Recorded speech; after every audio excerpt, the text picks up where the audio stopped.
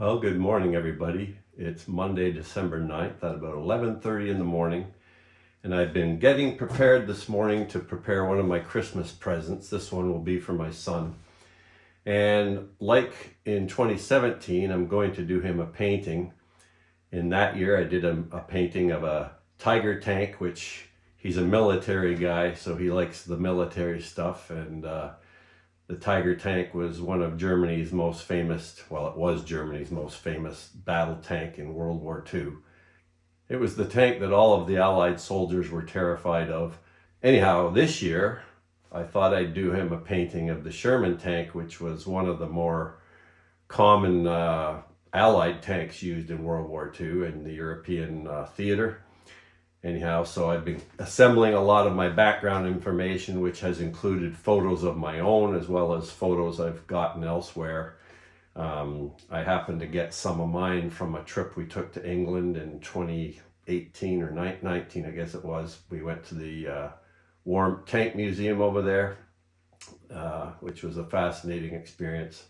So I managed to get lots of pictures of different military vehicles there. So I've already put 2 coats of gesso on this with a small roller.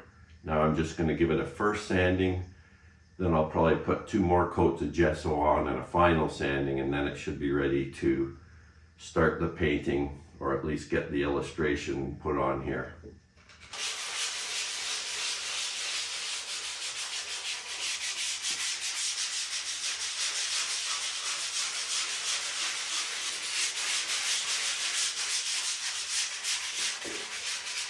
I was going to use these 2 photos for inclusion into the painting. I've got them all gridded up and everything for transfer to the board. But after more thought and comparison, I've come up with a different plan. I really like this old photo of these fellows in their old beat up tank plowing through the mud. And instead of putting 2 tanks, I thought it made more sense to possibly just have one, at least in the major part of the painting, or in the up front area of the painting. So I've actually got it sketched out here on the tracing paper. Now what I'm going to do is just put some chalk on the back of this, and I'll transfer it just by pressing along the existing pencil lines with another pencil, probably a colored pencil, so I can see where I've been. That'll transfer that onto the board, and then I have to work out some composition in addition to this, some local landscape features, consideration perhaps of other vehicles, and just the general nature of the day, I guess. So I'll just flip the sketch over here, and I'll just use this brown chalk pastel to go across the back of all the sketched in parts.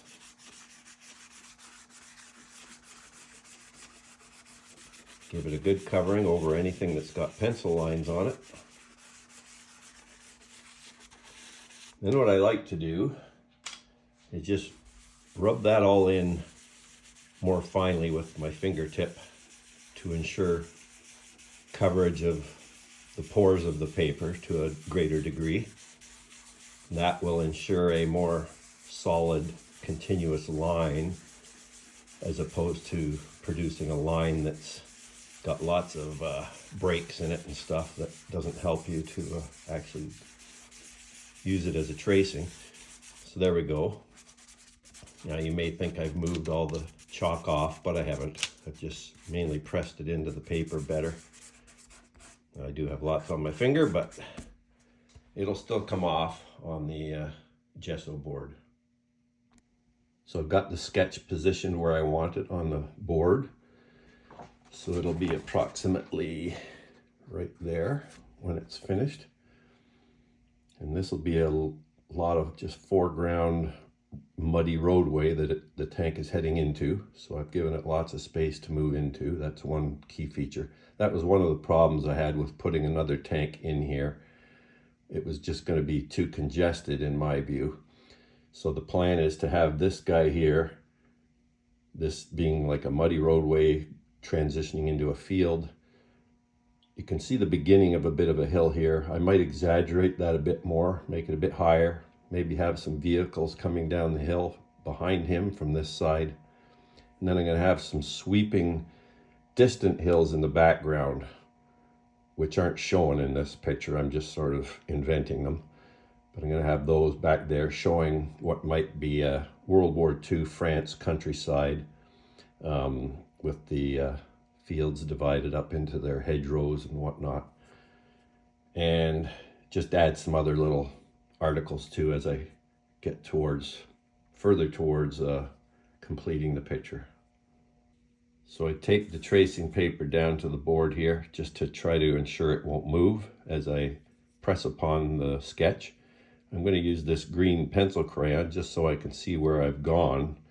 If I used a normal pencil, I wouldn't be able to tell where I've already traced over, so this will help me figure that out. Okay, I've sketched all over the existing pencil lines, and then this is what you're left with. So there we are. The tank has been transferred to the main drawing board now. And again, this isn't all the details. I've just tried to capture the main details so I can know where everything sort of is and in the right proportions. There'll be a lot of refinement in this as I go through the painting process. I'll also be using other reference photos to fill in some of the gaps that are missing from this old photo, because as you can see, it's very poor photo. It's got very little detail in parts of it. And I can use some of these other images to help fill in some of those details if I want to. Now, when I'm trying to replicate a feeling of war, I'm not going to be trying to show every detail. In fact, there'll be probably lots of times when I'm trying to fuzz it out a bit and make things less obvious, make things more mysterious, and that can actually make for a more interesting painting than simply if you have one that's just like a photographic detail, high detail painting. So now I've got to figure out where I'm going to put the scenery and what type of scenery and that kind of stuff, and then I can actually start the painting itself. So I'm just about to get started on the painting because I'm under the gun to get this finished before Christmas. I've got the main tank here illustrated in outline on the board, and I'm going to shortly start roughing in just the background around it, the dirty muddy road, the grassy hillside here, and some distant mountains, and then some roughed in sky, just to get the white of the board removed so I can start to assess different values of colors. The paint I'm going to be using for this painting for the most part is Liquitex soft body acrylic. It's a nice opaque, smooth flowing acrylic, good for detailed work, and I've used it a lot in the past. You can mix it with water quite easily.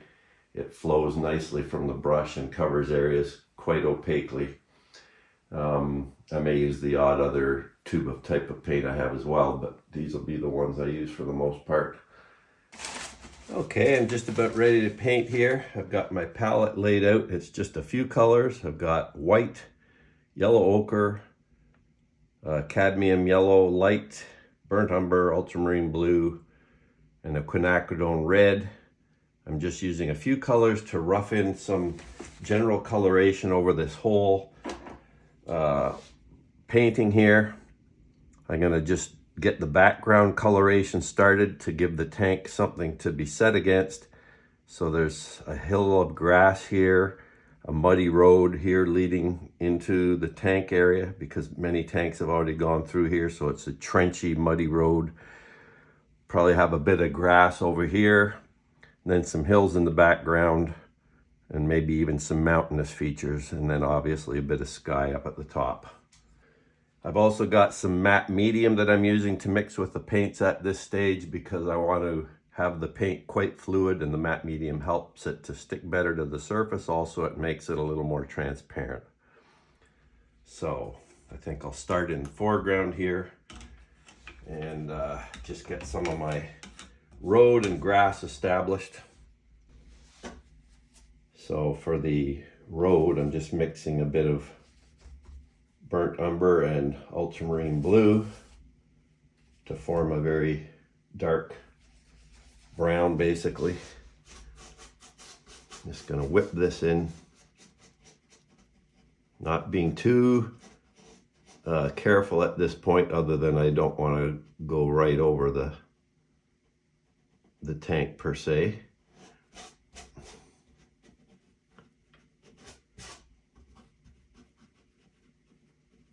I'll be periodically referring to photos too, and just checking to see how things look compared to some of the reference pictures I'm using. I'm not really worried about making sure it's exactly like the photos by any means. For example, here I'm not looking at anything. I'm just getting this road in quickly. Okay, gonna switch over to do this side hill here a little bit. Slightly different tone of brown, more of an ochre color. And I'll still keep this fairly dark because I can come in and put highlights over it later. So I'll just dap this in. I'm using a 1-inch bristle brush. That's all I've been using so far, just to rapidly get this color in here. Again, all this will be basically painted over at one stage or another as the details go on. But right now I'm just trying to rough in the broad shapes of the painting. I've brought the photo in for reference. Now it's an old black and white photo, so it's not obviously helping me with color or anything, but I just get a sense of the vegetation a little bit, how rough the ground is, the general play of light on this particular day. Now, I don't have to make it like that particular day, and I'm not really too worried about doing that per se. I'll be trying to create a bit of my own atmosphere, although obviously you want to convey the atmosphere of war and the drudgery of war. Now I can imagine a bit of green grass, still a little bit of green grass hanging on amongst the muddy wallows of excessive battles out in these fields. There's also a little tree showing in the photo here. I may include that. And then I'm just gonna bring a similar treatment on this side of the muddy road, just again to establish some quick coloration in here.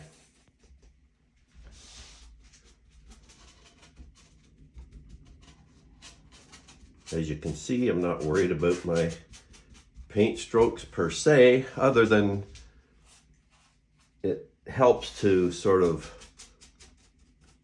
have a direction to the brush strokes to either illustrate trenches in the road. So you do that with horizontal streaks like that. Now this grassy area, so I'm doing a few vertical strokes mixed in here amongst the horizontal strokes. And again, that'll be all refined later. And then just carrying the hill, more native grassy hill around the back of the road here.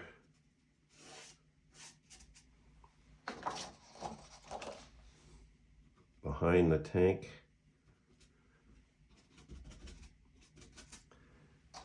Now this is where the picture doesn't show anything, it's just a blank white sky. So this is where I can have a lot of leeway in what I want to do. Okay, I'm gonna just try a couple ideas here. I've had some of these ideas going around in my head for a couple days, but I'm just gonna put in some lines here to represent distant slopes of land and hills. Now my idea is just to try maybe some fairly expansive distant grasslands and farmlands. Maybe have another hill back here that's almost more like a small mountain, because you do get that in France too, where this is supposed to be in my mind. Well, it's actually, I believe, where the pictures were taken. I'm not sure, but something like that. Now I just gotta fill that in with some colors to represent distance, approximate distance change.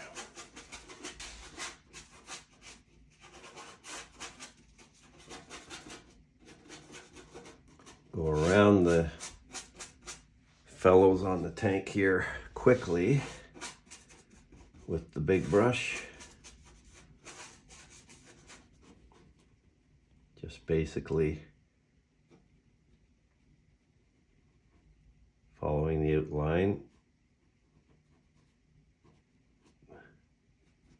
to the degree possible with the big brush.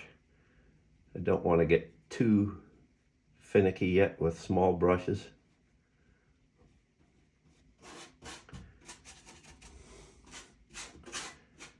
Because this is grassland or farmland back here, I'll keep the streaking motions sort of horizontal for the most part.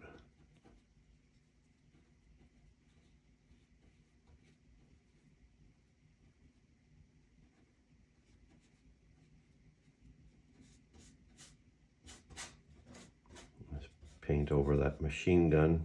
I can still see it through there, and I'll have to do some readjusting as I go anyhow with the detailing.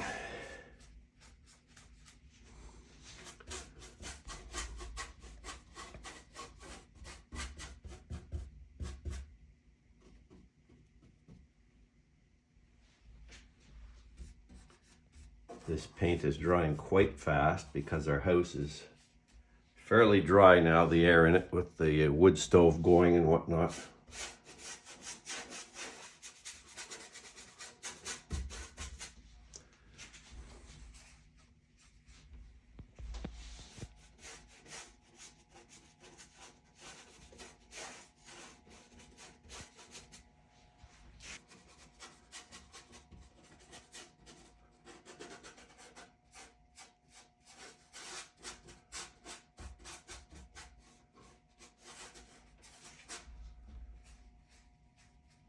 So I'm mixing all my greens. I find that way they often look more natural than if you use pre-made greens. Not to say you can't use pre-made greens and make them look good. And there are some very nice ones.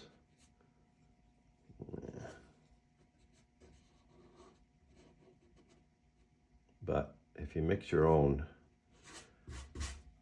they tend to look quite natural.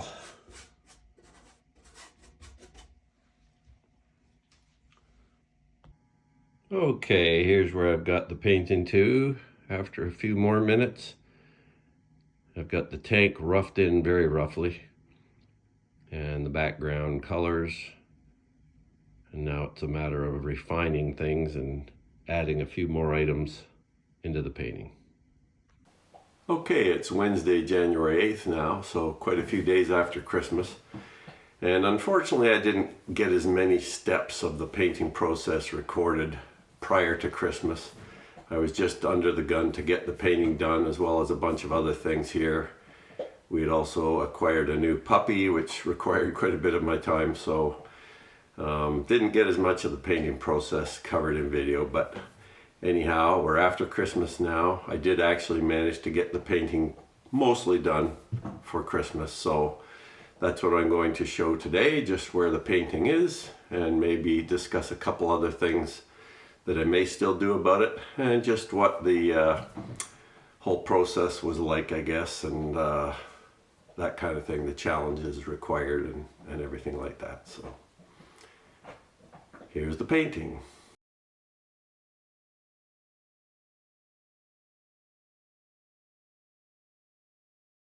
So as you can see in the painting, I ended up painting two tanks. I was originally just going to do the one on the left, and then I thought the area on the hill needed something there just to balance out the painting a little bit. And it made the painting, I think, more interesting too, to have more than just one vehicle. I'm still actually considering adding a couple more, maybe in the distant background or perhaps some people walking, I'm not sure, but I think putting the second tank did help. I think it's fairly well balanced.